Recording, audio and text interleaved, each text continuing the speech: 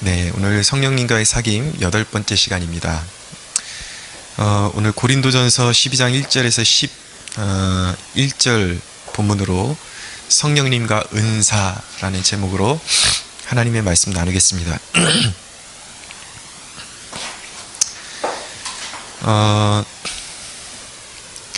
먼저 우리가 은사에 대한 오해가 이제 교회 중에 많이 산재되어 있는데, 흔한 오해들을 우리가 먼저 좀 짚고 넘어가야 하겠습니다.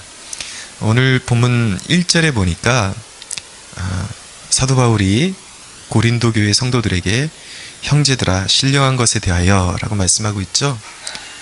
은사를 신령한 것들이라고 말씀합니다. 영어로 spiritual gift라 그러는데, 이 은사에 대한 흔한 오해 두 가지를 먼저 좀 정리하자면, 첫째는 은사는 은사주의자들의 전유물이다라는 그릇된 생각입니다. 은사주의의 유래는 우리가 이제 공식화할 때에 그 유래를 오순절 운동의 태동으로 보고 있습니다. 이제 1900년도에 파햄이라는 베데의 성경대학에서 이제 성경을 가르치는 이제 교수가 있었는데, 이 교수님이 학생들과 성령 세례를 받은 증거가 무엇이냐, 이 주제를 가지고 함께 연구하고 있었습니다. 근데 그 연구 중에 학생들이 성경을 읽으면서 깨달은 내용이, 그들이 정리하기를 방언과 신유가 성령 세례를 받은 증거다, 이렇게 결론을 내렸습니다. 그래서 그 수업을 듣던 학생 가운데 아그네스 오즈만이라는 그 여학생이 이 파햄이라는 그 교수님에게 안수를 받고 방언을 체험하게 됩니다. 그때까지만 해도 이제 방언이 그렇게 흔한 것이 아니었던 것 같아요.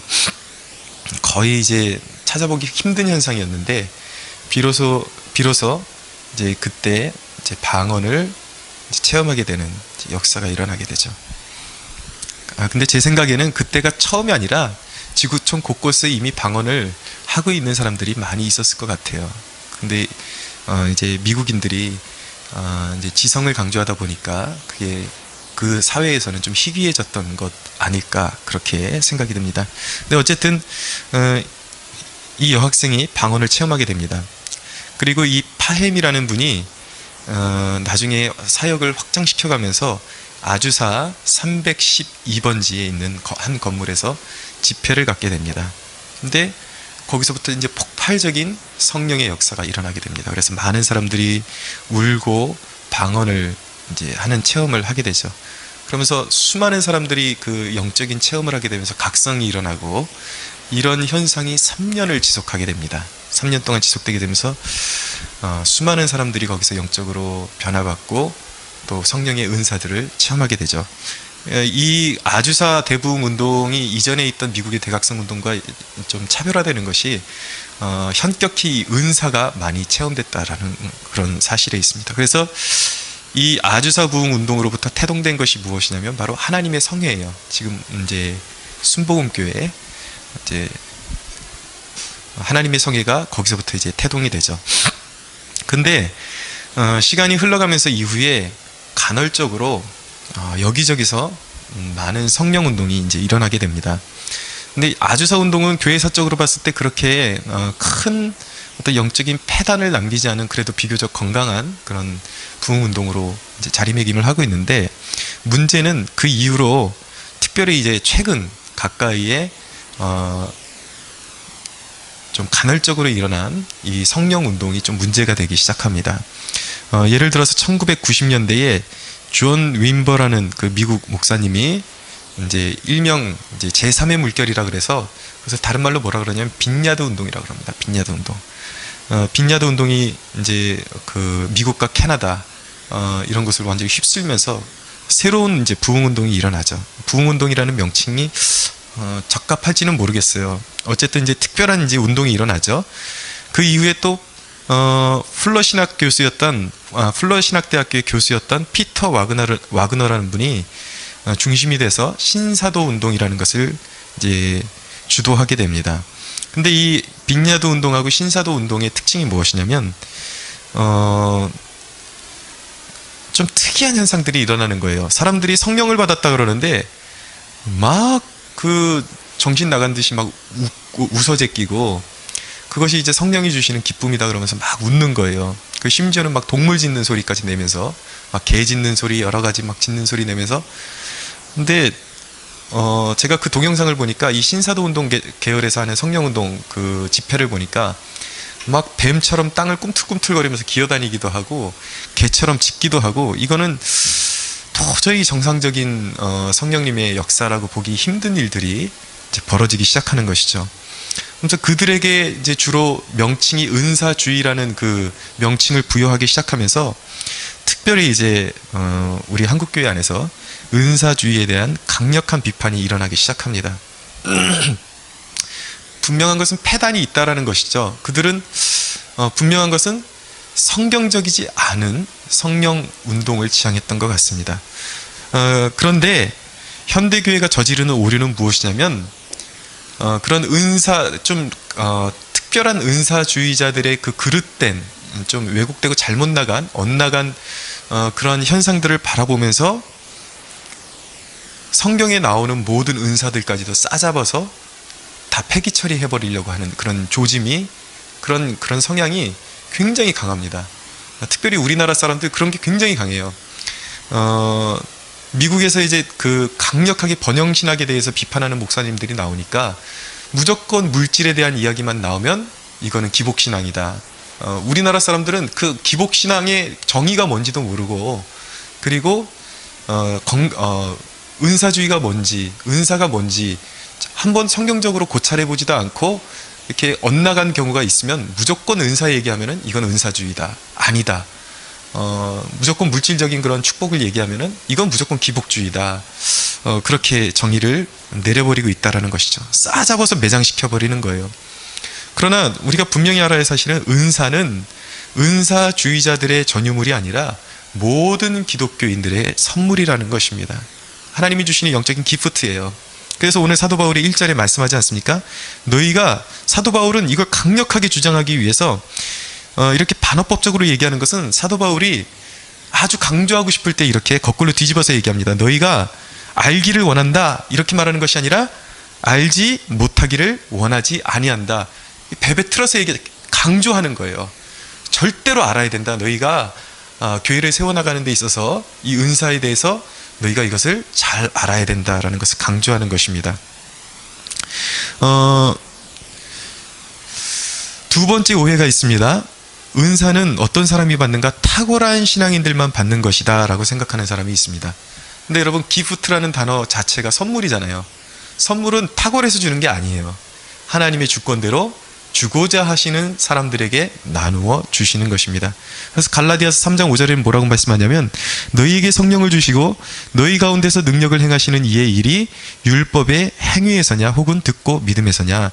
절대적으로 성령 받는 것은 율법의 행위에 있는 것이 아니라 듣고 믿음에 있다라는 것을 강조하고 있는 것입니다. 우리의 자격이 아니에요. 선물인 것입니다.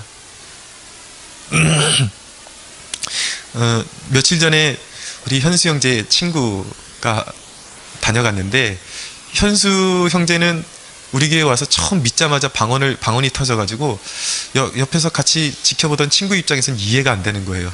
그 친구가 하는 말이 뭐냐면, 방언은 정말 높은 지경에 있고 정말 영적으로 거룩함을 사모하는 사람들에게만 임하는 거 아니냐. 근데 어떻게 자기 친구니까 편하게 얘기하는 거죠. 어떻게 저런 친구한테 방언이 임하냐. 그러면서 이해가 안 간다라는 거예요. 근데 오해하는 것이죠. 자격 조건이 있는 것이 아니라 믿음으로 선물을 받는 것입니다.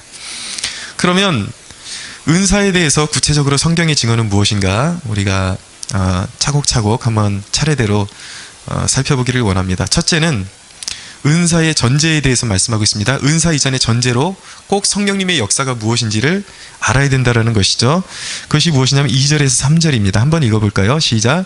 너희도 알거니와 너희가 이방인으로 있을 때에 말 못하는 우상에게로 끄는 대로 그대로 끌려갔느니라. 그러므로 내가 너희에게 알리노니 하나님의 영으로 말하는 자는 누구든지 예수를 저주할 자라 하지 아니하고 또 성령으로 아니하고는 누구든지 예수를 주시라 할 수 없느니라. 아멘. 여러분 여기서 사도 바울이 강조하는 것은 은사라는 것은 기독교와 말 못하는 우상을 섬기는 종교를 완전히 차별화시켜주는 사인 중에 하나라는 것입니다. 말 못하는 우상은 인격이 없으니까 인격적으로 역사를 못하죠. 근데 하나님은 살아계시기 때문에 너희들에게 기프트를 주신다라는 거예요. 은사를 주신다라는 것입니다. 근데 여기서 강조점은 어디에 있냐면 성령님의 본질적인 사역이 은사 이전에 한 가지 중요한 사역이 있는데 가장 먼저 무엇이냐면 예수를 주라고 고백하게 하신다라는 것입니다. 그러니까 모든 은사와 성령님의 사역의 포커스는 어디 있어요? 예수님을 믿게 하는 것입니다. 예수님을 강조하고 예수님을 드러내는 것입니다. 이것을 잊으시면 안 돼요. 성령의 은사라고 여겨지는 이런 현상들을 체험하면 무조건 올바른 신자일까? 그렇지 않을 수도 있다는 것입니다. 성경에 곳곳에 그런 내용이 나옵니다. 구약 성경의 발람이라는 선지자는 심지어는 예언을 통해서 메시아가 예수 그리스도가 이제 도래할 것을 예언을 했어요. 성령님에 의해서 예언을 했습니다. 근데 그는 거짓 선지자였습니다. 거듭나지 못한 쭉정이었어요. 구원받지 못한 사람이었습니다. 그냥 하나님이 일시적으로 성령을 통해서 성령님이 일시적으로 예언하는 도구로 사용하셨을 뿐이에요. 히브리서 6장 10절에 보면 한번 성령의 비추임을 받고 타락한 자는 다시 회복할 수 없다 그러는데 이것이 바로 그 말씀인 것입니다. 이 말씀을, 이 본문을 잘못 해석하는 사람들은 진짜 한번 구원받은 사람도 타락하면 영원히 저주받고 지옥으로 다시 갈 수 있다 그러는데 그거는 완전히 성경을 왜곡한 것입니다. 그런 내용이 아니라 예배 가운데 실제로 그런 저는 임상적으로 그런 걸 많이 체험했거든요. 전혀 예수님을 주라고 고백하지도 않는데도 성령의 임재가 충만한 예배 가운데 와 있으면 감수성이 예민한 사람은 그 공간에 임재하신 성령의 역사를 느끼고 함께 막 울고 그럽니다. 근데 그게 몇 달을 못 가요. 몇 년을 못 갑니다. 막 뜨거워서 자기도 은혜 받았다 그러는데 결국에는 완전히 옛날 모습으로 다시 돌아가 버리는 그러한 사람들이 있다라는 것이죠. 그러니까 거짓된 성령의 역사라고 말씀드리기도 그렇고 진짜 성령님께서 역사하셨음에도 불구하고 그 영혼이 진정한 신앙인이 되지 못했을 수도 있다라는 것을 반드시 깨달아야 하는 것입니다. 그래서 성령님이 하시는 사역 가운데 가장 중요한 사역은 뭐냐면 기적보다도 중요한 게 중요한 것은 바로 신앙 고백입니다. 주는 그리스도시요 살아계신 하나님의 아들이시니이다 라고 고백할 수 있는 것이 가장 큰 성령의 기적이요 능력임을 우리가 먼저 전제로 믿어야만 하는 것입니다. 자, 두 번째로 어떤 증언을 하는가? 은사의 다양성에 대해서 말씀합니다. 4절에서 6절 한번 읽어볼까요? 시작. 은사는 여러 가지나 성령은 같고 직분은 여러 가지나 주는 같으며 또 사역은 여러 가지나 모든 것을 모든 사람 가운데서 이루시는 하나님은 같으니 라고 말씀합니다. 은사, 직분, 사역 이것들을 이야기하면서 강조하는 것이 무엇이냐면 여러 가지다. 여러 가지다. 여러분 건강한 그리스도인이라면 갖춰야 하는 그런 영적인 자질이 무엇이냐면 본질에 있어서는 배타적이 되어야 하는 것입니다. 근데 오늘날의 그리스도인들이 이게 거꾸로 뒤집어져 있어요. 본질이 잘못됐는데도 막 포용을 합니다. 저는 요번에 로마 교황이 방한에 쓰면서 교황이 어떤 신을 믿어도 어떤 종교를 믿어도 선행만 하면 다 하나님께로 이를 수 있다, 구원받을 수 있다 그러는데 이런 증언은, 이런 주장은 그동안의 선교사들의 모든 순교의 피를 짓밟고 우습게 여기는 아주 파렴치한 거짓말이죠. 그런데 오늘날 그리스도인들이 막 교황에게 그렇게 열광을 합니다. 열광을 하는데 더 재밌는 사실은 무엇이냐면 자기와 똑같은 그 한 주 안에, 한 성령 안에 있고 한 예수님을 믿고 고백하는 형제들 가운데 조금만 자기와 신앙 색깔이 다르면 서로 손가락질하고 죽이려고 달려드는 막 거의 영적인 거의 살인행위예요. 완전히 그 사람의 사역을 매장시켜 버립니다. 조금만 자기랑 신앙생활이 다르면 그렇게 잔인하게 대합니다. 근데 여러분, 진정한 신앙인의 표지는 어디에 있냐면 진리에 있어, 본질에 있어서는 배타적이어야 돼요. 한치의 양보도 있어서는 안 되는 것입니다. 그러나 신앙의 색채에 있어서는 그 사람의 신앙이 성경의 전체적인 프레임 안에서 벗어나지 않았다 그러면 나와 좀 달라도 관용적으로 대할 수 있어야 하는 것입니다. 품을 수 있어야 돼요. 여러분, 생각을 해보세요. 하나님이 사역자를 두시는데 도시 지식층에서 사역하는 목회자와 또 반대로 오지나 빈민층이나 병든 사람들이 많은 곳에서 사역하는 그런 목회자, 이 두 사람에게 똑같은 동일한 은사를 주셨을 리가 있겠습니까? 전혀 만무하죠. 지식층에게 보내는 사역자는 분명히 하나님께서 지식의 말씀을 더 탁월하게 주셨을 것입니다. 그러나 빈민가로 가고 병든 사람이 많은 그런 곳에 가는 사역자들은 위로하고 또 안수해서 병 고치고 아마 이런 신유의 은사 쪽에 더 많은 은사를 하나님께서 주셨을 가능성이 높다라는 것이죠. 근데 분명한 것은 오늘 성경을 통해서 증언하는 것은 무엇이냐면 다 한 성령이 주셨다라는 것을 부단히 강조하고 있습니다. 한 성령님의 역사라는 것입니다. 한 주, 한 성령님으로부터 온 것이라는 것이죠. 여러분 보세요. 한 나라의 군인은 소속이 같습니다. 지향하는 목적이 같습니다. 그 나라에 소속돼서 자기가 소속한 나라를 지키는 것이죠. 그러나 기능은 다릅니다. 해군이 있고 육군이 있고 공군이 다릅니다. 육군 안에서도 얼마나 다양한 군인들이 있는지 몰라요. 어떤 사람들은 총을 쏘고 어떤 사람들은 장갑차를 운전하고 어떤 사람은 탱크를 운전하죠. 사람마다 다르다라는 거예요. 역할이 다르다라는 것입니다. 여러분, 제가 늘 강조하는 것은 똑같이 구원을 받았어도, 구원을 받았다 하더라도 올바른 신학을 알려고 노력하는 것은 참 중요합니다. 왜냐하면 하나님이 어떤 분인지를 제대로 알수록 인생에, 우리가 신앙생활하는데 시행착오를 그만큼 줄일 수가 있기 때문이에요. 그런데 여러분, 이런 생각을 해봐야 하는 것입니다. 하나님을 지식적으로 잘 안다, 정보로서 잘 안다라는 것이 하나님을 인격적으로 마찰이 있고 잘 안다라는 것은 다른 문제입니다. 이거 아주 좀 냉철해야 돼요. 나보다 지식이 좀 더 덜한 신자가 있을 수 있는데 오히려 저보다 그 신자가 하나님을 인격적으로 더 잘 알 수도 있다라는 것이죠. 그래서 우리는 이상적인 지향점으로 올바른 신학적인 그런 관점도 가지려고 노력해야 되고 부단히 하나님을 인격적으로 알려는 그런 균형이 우리에게 필요한 것입니다. 그런데 제가 예전에 그런 경험이 있습니다. 이제 막 은혜를 받고 제가 뜨거웠을 때예요. 막 성령 체험하고 그랬을 텐데 저희 아버님 심호하시던 교회에 아버님이 초대하신 건 아니고 그 교회의 어떤 행사에 초대받은 여자 전도사님이 계셨는데 그분이 특별한 은사를 가지고 계시다라는 거예요. 그게 뭐냐면 헌금 봉투를 보면 예언을 하신다라는 거예요. 헌금 봉투를 보고. 근데 저는 그게 도대체 이해가 안 갔어요. 받아들여지질 않더라고요. 그래서 저희 어머님이 한 번만 가보자. 그래서 그 집회 현장에 한번 가봤거든요. 근데 저는 도저히 적응이 안 되더라고요. 뭐 헌금 봉투를 보면서 막 예언을 하는데 도저히, 그래서 제가 속으로 굉장히 멸시를 했어요. 저건 아닌 것 같다. 멸시를 했는데 그날 어떤 일이 있었냐면 그날 집으로 돌아와서 성경을 폈는데 로마서 14장 14절에 그 성경을 제가 우연히 핀 게 아니라 이제 제 읽던 목차대로 핀 거죠.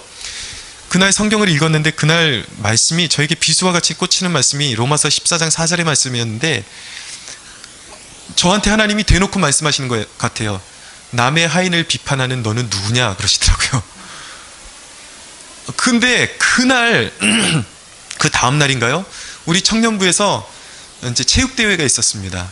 큰 에드벌룬이 한 5m 높이를, 그게 풍선이 무시할 만한 풍선이 아니라 체육대회 때 쓰는 그 전문적인 그 업체에서 나와서 설치하는 풍선인데 막 안에 공기를 넣어가지고 기구를 설치하는 거예요. 5m 높이에서 밧줄을 달아가지고 쭉 타고 내려오는 게 있었어요. 근데 그 말씀을 제가 이제 받고서 그 5m 줄에서 내려와야 되는데 그 밑에 풍선이 깔려 있어서 그걸 놔야지 되는 거거든요. 놓으면 뚝 떨어지거든요. 그래도 안 다친다고요. 근데 제가 순간 뜨끔하면서 좀 겁을 먹었는데 이게 놓지도 못하고 그냥 줄을 잡고 쫙 미끄러져 내려온 거예요. 밧줄을 5m 이상을.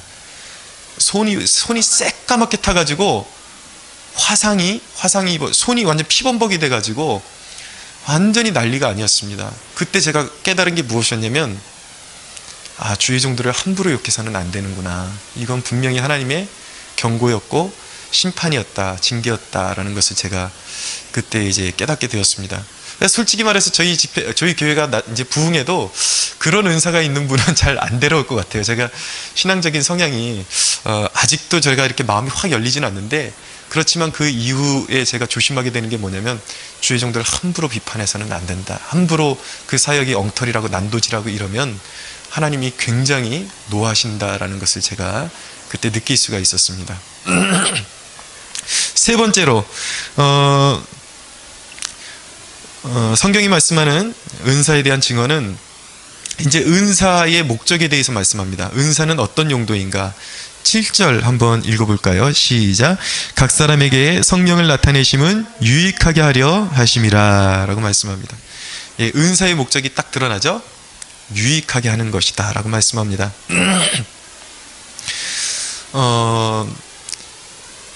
이 교회 안에 잘못된 인식들이 있습니다. 무엇이냐면, 신비한 은사를 체험한 할수록 자신이 어떤 영적인 높은 경지에 있다고 착각하는 것입니다. 그래서 이 은사를 받으면 아름답고 질서 있게 교회에서 사용을 해야 되는데, 그렇지는 못하고 마음의 교만이 이제 자라나면서 오히려 그 은사 때문에 교회를 어지럽게 하는, 오히려 정말 그 담임 목사보다도 자기가 이렇게 막 교회에서 가장 높은 채 하고 어떤 사람들을 다 우습게 여기고 자기와 같은 체험을 하지 못한 사람들에 대해서 굉장히 우습게 여기는 그런 경우들을 심심치 않게 봤습니다. 근데 진정한 성령의 역사는 사람을 겸손하게 만드는 것입니다. 그리고 우리가 이 오해를 풀어야 되는 게, 은사에는 높고 낮은 은사가 없습니다. 하나님께서 필요에 따라서 나누어 주시는 것이 은사인 것입니다. 그래서 예전에 제가 얘기를 들으니까 소망교회 같은 경우는 담임 목사님이 설교를 위주로 하시지만 교우 가운데 환우들, 아픈 사람들이 있으면 그 교회에서 신유의 은사가 나타나는 직분자를 그 담임 목사님이 대동하고 다니시면서 신방을 하시는 거예요. 그래서 역할 분담을 하시는 거죠. 말씀을 전하시고 이제 신유의 은사를 가지신 사역자가 기도해 주시고, 이렇게 사역을 병행한다는 이야기를 들은 적이 있습니다. 은사의 종류가 굉장히 많습니다. 우리가 이 은사에 대한 장이 여기 고린도전서 12장, 그리고 로마서 12장 7절에서 8절, 에베소서 4장 11절 이렇게 다 나타나는데, 우선 우리가 어떤 은사가 있는지 8절에서 11절을 한번 또박또박 읽어보겠습니다. 시작. 어떤 사람에게는 성령으로 말미암아 지혜의 말씀을, 어떤 사람에게는 같은 성령을 따라 지식의 말씀을, 다른 사람에게는 같은 성령으로 믿음을, 어떤 사람에게는 한 성령으로 병 고치는 은사를, 어떤 사람에게는 능력 행함을, 어떤 사람에게는 예언함을, 어떤 사람에게는 영들 분별함을, 다른 사람에게는 각종 방언 말함을, 어떤 사람에게는 방언들 통역함을 주시나니, 이 모든 일을 같은 한 성령이 행하사 그의 뜻대로 각 사람에게 나누어 주시는 것이라. 아멘. 예, 여러 가지 나타나죠. 우리 흔히 잘 아는 방언, 예언, 병 고치는 은사, 지식의 말씀, 지혜의 말씀, 여러 가지들이 나타납니다. 주로 여기 고린도전서 12장에 나타나는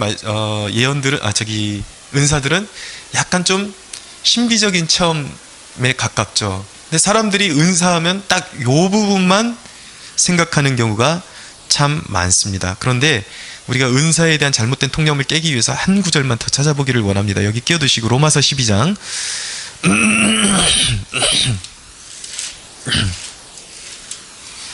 로마서 12장 7절부터입니다.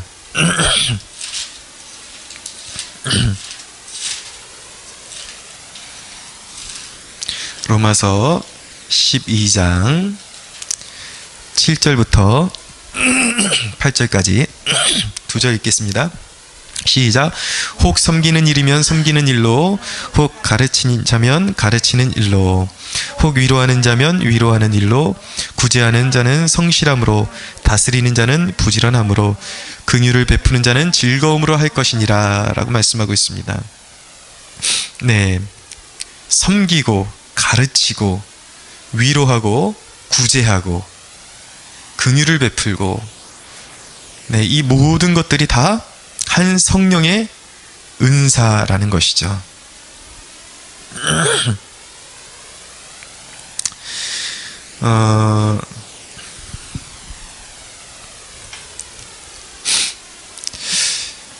성경 전체를 보면은 대략 몇 가지 은사가 구체적으로 명시가 되어 있냐면 약 27가지 은사가 명시가 되어 있습니다. 그런데 약간 성향이 같은데 경계선이 모호하게 걸쳐져 있는 은사들이 있어요.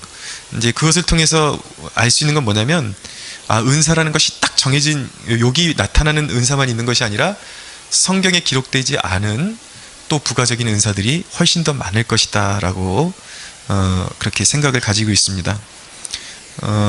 은사라는 것은 아까 고린도전서 12장에서 발견한 것처럼 어떤 성령의 강권적인 역사에 의해서 이렇게 신비적인 어떤 체험처럼 오는 은사들도 있지만, 존 스토트 목사님은 그렇게 이야기합니다. 우리의 타고난 재질이, 원래 타고난 성향이 있었는데 믿고 난 이후에 성령님의 역사로 더욱더 그것이 확 부각되어질 때 그것이 은사로 주어진 것이다 라고 그렇게 설명하기도 합니다. 그러니까 은사의 특성이 이렇게 하나님께로 강권적으로, 이렇게 방언 같은 경우는 원래 하던 것이 아니었으니까 주어지는 것이기도 하지만, 또 이렇게 설교자 같은 경우는 원래 그 사람의 태어났던 성향일 수도 있는데 그것이 성령 받고 나서 확 살아난 경우가 될 수도 있다는 것이죠. 이제 제 개인적으로 보면 제가 그냥 우연히 설교자가 하나님께서 그냥 부르셨다 이렇게 생각해 봤는데, 과거를 돌아보니까 이게 개연성이 다 있더라고요. 어렸을 때부터, 초등학교 때부터 저는 잘 몰랐어요. 나중에 생각해 보니까 이게 뭐 또 자화자찬하려니까 좀 간지럽긴 하는데, 음성이 좀 좋다라는 소리를 좀 들었고, 이렇게 국어 시간에 그 줄거리 이렇게 요약하는 거 이게 써놓으면, 저는 아무 생각 없이 써놨는데 선생님이 읽어보더니 환히 나와서 좀 이것 좀 읽어보라고 그렇게 하고, 또 한 가지 중학교 때 저희 친구들에게, 반 친구들에게 제가 영화 봤던 얘기를 제가 해주면 애들이 쏙 빨려 들어오는 거예요. 그래서 환희야 영화 본 거 얘기해줘. 그렇게 이게 다 개연성이 있구나. 이게 그냥 된 게 아니구나. 그래서 제가 이제 청년 시절에 접어들면서 그런 다리가 막 다치고 우울증을 겪으면서 제가 말할 줄, 사람들 앞에만 서면 막 떨고 막 두려워하니까 저는 전혀 말할 줄 모르는 사람이라고 생각했었는데, 그거보다 더 오래전에 보니까 하나님께서 저를 이미 저에게 말할 수 있는 그러한 재능을 이미 타고 태어나게 해주신 것 같다라는 것을 이제 생각해 볼 수가 있었습니다.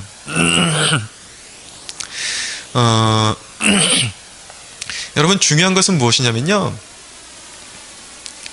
은사라는 것은 교회를 유익하게 하기 위해서 다양한 은사를 주신다라는 거예요.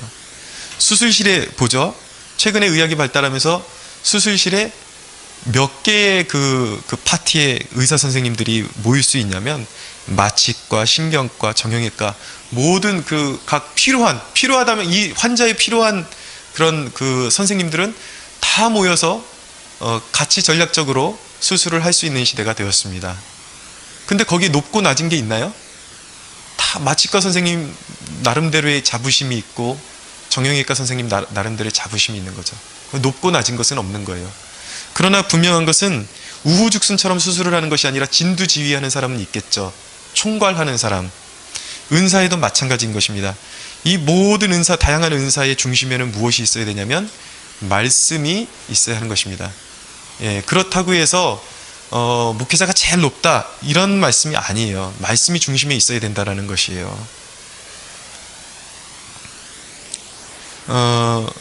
이 얘기는 교회는 어디에 기초로 세워지는가? 신비한 은사 위에 교회가 세워지는 것이 아니라 바로 에베소서의 말씀대로 사도들과 선자들의 터 위에, 성경 말씀 위에 교회가 세워지는 것임을 우리가 믿어야 하는 것입니다. 여러분, 은사는 봉사의 직무를 잘 감당하라고 하나님께서 주시는 능력이에요. 그래서 덕을 세워야 하는 것입니다.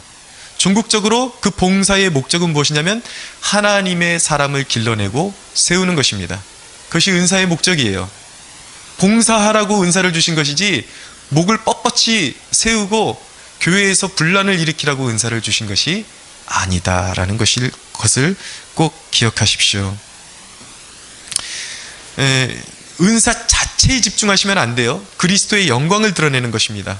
이 은사주의하고 기복주의하고 이 샤머니즘적인 요소가 아주 밀접하게 연관이 되어 있습니다. 은사만, 말씀 없이 은사만 강조하는 사람들 보면은 굉장히 기복적인 그런 면모를 볼 수가 있고요. 또 말씀이 없으니까 기준이 없어요. 어디까지가 성령의 역사고 어디까지가 악한 영의 역사인지 거기에 대한 뭐라 그러죠? 기준치가 없으니까 막 넘어갑니다. 성령의 역사가 분명히 아닌 것들도 성령님의 역사라 그러면서 이 교회를 어지럽게 만드는 그러한 일들이 일어나는 것이죠.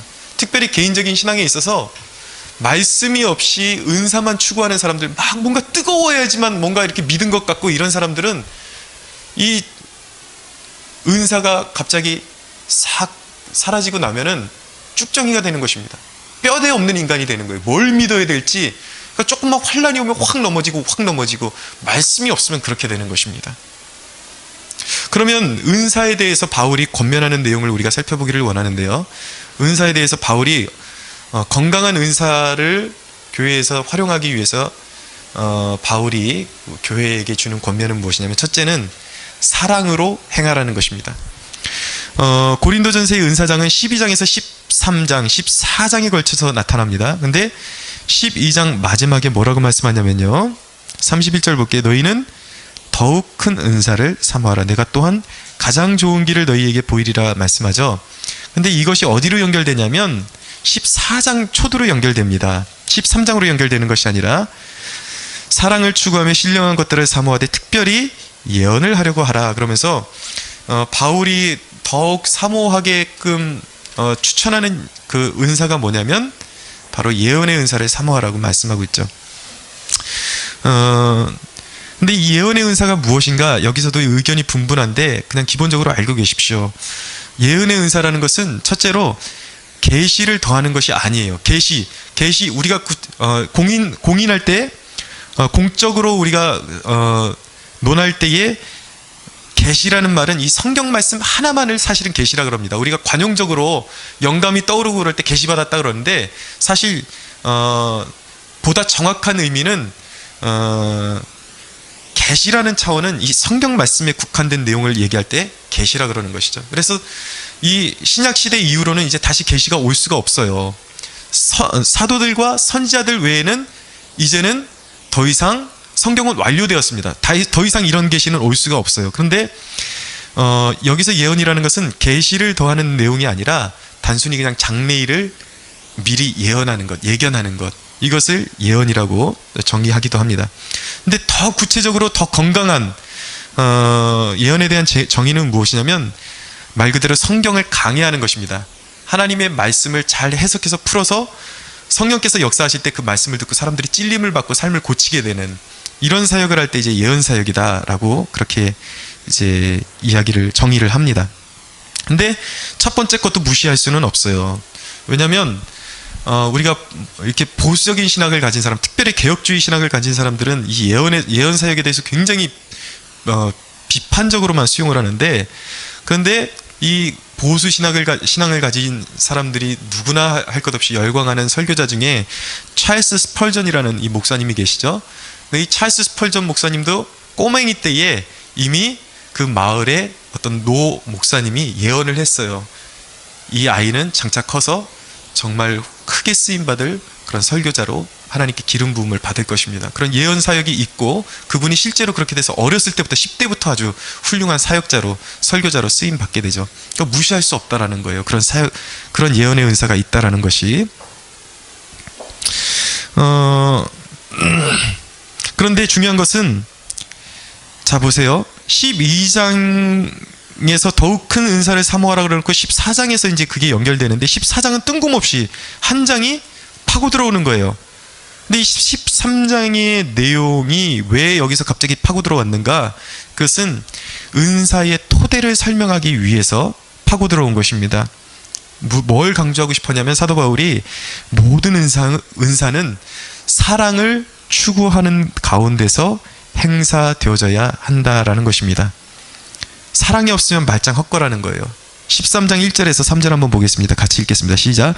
내가 사람의 방언과 천사의 말을 할지라도 사랑이 없으면 소리나는 구리와 울리는 꽹과리가 되고, 내가 예언하는 능력이 있어 모든 비밀과 모든 지식을 알고 또 산을 옮길 만한 모든 믿음이 있을지라도 사랑이 없으면 내가 아무것도 아니요, 내가 내게 있는 모든 것으로 구제하고 또 내 몸을 불사르게 내줄지라도 사랑이 없으면 내게 아무 유익이 없느니라 라고 말씀합니다.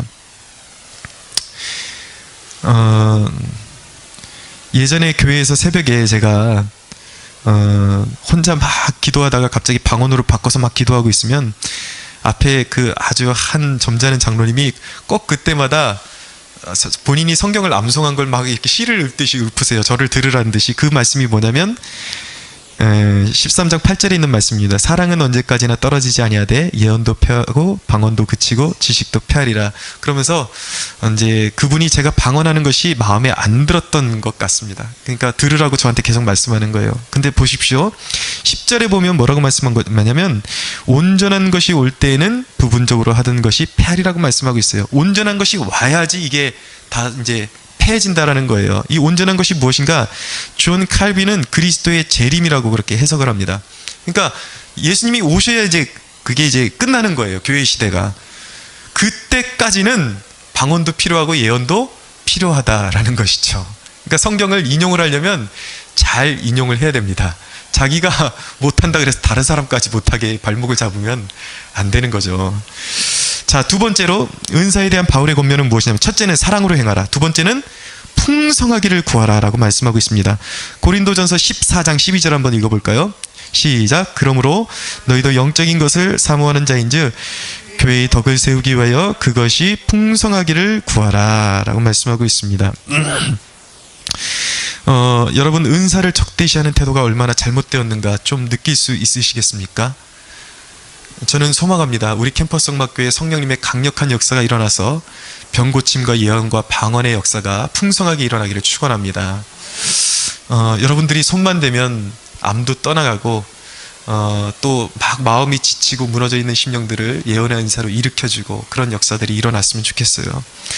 근데 여러분, 한 가지 그런 기적적인 것들만 은사가 아니라 심성이 착한 것도 은사라고 말씀하고 있습니다. 바나바 같은 사람들 위로하고 권면하는 것들, 이런 것도 은사라는 거예요.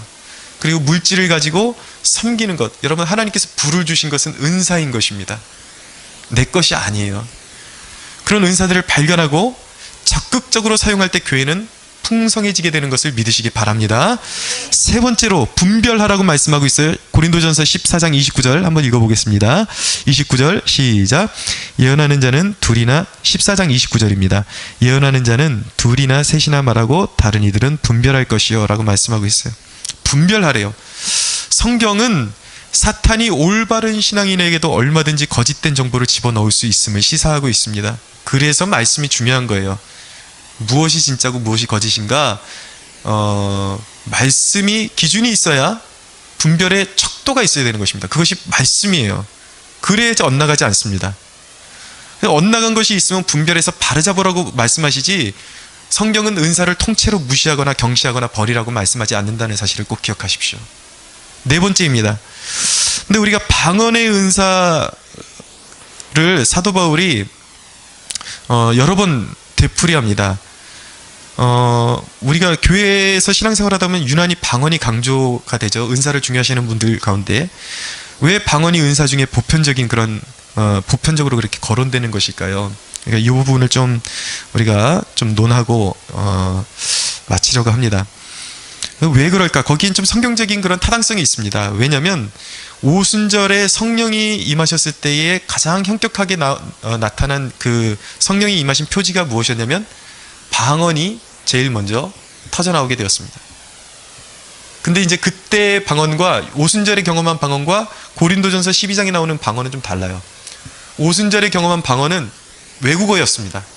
근데 여기에 나오는 방언은, 고린도전서에 나오는 방언은 우리가 알아들을 수 없는 방언, 지금 우리 시대의 가장 보편적인 방언, 이것을 이야기하고 있는 것입니다.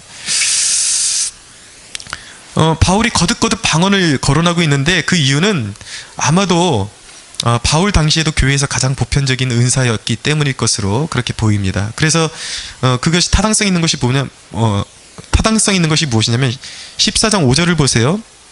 나는 너희가 다 방언 말하기를 원한다 라고 말씀하고 있습니다. 바울이 말하는 방언은 무엇이냐면 개념이 영의 기도라는 거예요. 비밀로 내 영이 하나님과 소통하는 것입니다. 알아들을 수 없지만 영의 기도다. 근데 또 마음의 기도가 있다고 말씀합니다. 그것은 지성을 작동해서 내 마음으로 하든지 입술을 열어서 하든지 내가 알아들을 수 있는 우리말로 하는 말, 알아듣는 말로 하는 말, 기도, 그것이 바로 마음의 기도라고 말씀하고 있어요. 근데 바울은 어떤 기도를 선호했는가? 14장 15절을 보세요. 내가 영으로 기도하고 또 마음으로 기도한다라고 말씀하고 있습니다. 둘을 병행하면서 기도했다라는 것이에요. 18절에 보니까 바울이 너희 모든 사람보다 방언을 자신이 더 많이 한대요. 오늘날 그 개혁주의 신학자들이 주장하는 내용과 얼마나 많이 다릅니까? 저는 개혁주의의 그 신학의 뿌리를 두고 있지만 아닌 건 아닌 거예요. 성경이 분명히 말씀하는데 39절에 보니까 바울이 뭐라고 말씀하냐면 방언 말하기를 금하지 말라라고 말씀하고 있습니다. 근데 분명히 우리가 알아야 되는 사실은 무엇이냐면 방언은 개인 기도용으로 사용해야 되는 것입니다. 공적인 예배 때에 대표 기도나 아니면 누구를 위해서 이렇게 기도해 줄 때에 공적인 기도를 하는데 방언 기도를 하면 자기 혼자 기도하는 거잖아요. 예, 그럴 때는 하지 말라는 거예요. 때로는 공적인 기도를 예배에서도 할 수 있긴 한데 조건이 무엇이냐면 통역할 수 있는 사람이 있어야 돼요. 그것이 없으면 공적인 예배에서는 절대로 하지 말아야 하는 것입니다.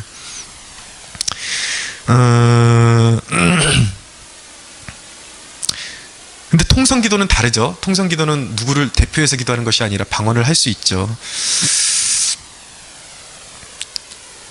목회 현장에서 경험하는 방언의 유익이 몇 가지가 있는데, 첫째는 방언을 통해서 하나님 살아계심을 체험하게 돼요. 두 번째는 우리말로만 기도하는 것보다 장시간 하나님과 교제할 수 있는 그런 장점이 있습니다. 또 한 가지는 우리가 이제 기도하다 보면 슬럼프를 타잖아요. 근데 극복할 수 있도록 도와줍니다. 정말 마음이 어려워서 한마디도 내뱉기 힘들 때에 방언은 편안하니까 방언으로 기도하다 보면 갑자기 기도의 문이 확 열리는 것을 경험하게 됩니다. 내 영혼이 풍성해지는 것을 경험하게 되죠. 저는 여러분들에게 권면할 때에 우리말과 적당한 그 비율로 우리말로 한 몇십 분 기도하고 또 방언으로 한 몇십 분 기도하고 이렇게 기도할 것을 권면합니다. 아니면 이렇게 우리말하고 섞어서 기도할 수도 있는데 저는 가급적이면 우리말로 기도할 땐 분명하게 한 수십 분간 우리말로 기도할 것을 권하고 싶어요. 왜냐하면 제가 기도 생활을 해보니까 방언으로만 하니까 우리말 기도가 안 늘더라고요. 이상하게. 좀 그런 게 있습니다. 여러분, 어떻게 하면 방언을 받을 수 있을까요? 자격이 아니라 믿음입니다. 모든 은사가 마찬가지예요. 하나님께서 자격 없는 사람들을 택하사 하나님 나라 사역에 동참시키시는 하나님의 은혜가 바로 이 스피리추얼 기프트를 주시는 것입니다. 은사를 주시는 것입니다. 은사를 경험하는데 장애물이 뭐냐면 공로사상이에요. 아까 말씀드렸던 것처럼 이거는 특별한 사람들만 받는 것 아닐까? 절대 그렇지 않습니다. 지금 좀 잘 알려진 치유사역자 중에 손기철 장로님이 계신데 이분이 하시는 말씀이 그거예요. 은사를 경험하고 싶으면 방언만이 아니라 다양한 은사를 우리가 경험하고 싶은데, 그렇다면 자격 조건은 없다. 단지 거룩한 시간 낭비가 있어야 한다. 시간을 투자해야 된다는 것이죠.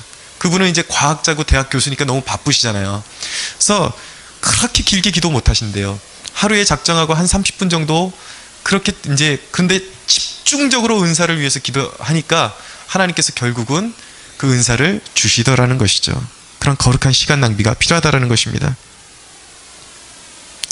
사랑하는 여러분, 다양한 그 방언을 여러분들이 어떤 방언들이 있는지 성경을 직접 숙고하시고 다양한 방언들을 하나님께 구하시고 하나님께 이 방언을 통해서 내가 하나님의 교회를 세우는 일에 존귀하게 쓰임받게 해달라고 기도할 수 있는 저와 여러분들이 되기를 소원합니다. 조금 더 내용이 있는데 이제 정리를 해야 돼요. 시간이 정리가 돼서. 근데 여러분, 우리가 이거 한 가지만은 분명히 해야 됩니다. 성령 충만한 것과 은사를 이렇게 능수능란하게 하는 것이 일치하는 것일까? 이 부분에 대해서 좀 오해를 풀고 넘어가야 되는데, 성령 충만과 은사는 약간 별개의 문제인 것입니다. 은사를 향한 방언을 한다 그래서 성령 충만한 것은 아니에요. 오순절 때에 성령 충만의 첫째 징표는 무엇이었냐면 하나님의 큰 일을 선포하는 것이었습니다. 복음 증거에 그 목적이 있는 거예요. 그런데 그 충만할 때의 은사가 곁들여서 임하기도 했다라는 것이죠. 이 얘기를 왜 드리냐면, 오늘날 교회 안에 보면은 이 기프트, 은사는 은사는 탁월한데 도덕적으로 아주 무너져 있는 사람들이 많습니다. 성적으로, 물질적으로 타락한 사람들, 오히려 이런 자기 은사를 통해서 막 돈을 긁어 모으고 이런 그 부도덕한 사람들이 있다라는 것이죠. 근데 여러분, 이 은사라는 것이 처음에 올 때는 기프트이지만 이런 도덕적으로 무너지고 그리고 관리를, 하나님께서 주신 것을 감사하지 못하고 관리를 잘 못하게 되면 소멸되기도 합니다.